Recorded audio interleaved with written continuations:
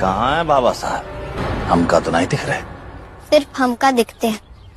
पर क्या फायदा दिखने का, अगर दिख के भी कुछ कर ही नहीं पाते हैं तो? हाँ, काहे करेंगे वो, और काहे करना चाहिए उनको।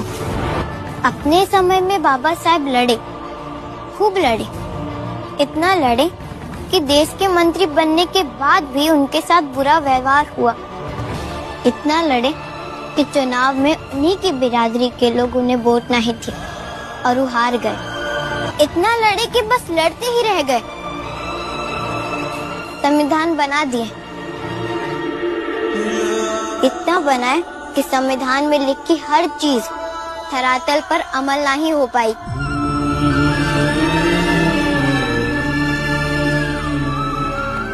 अब बाबा साहब को आराम करने दीजिए। अब हम लड़ेंगे।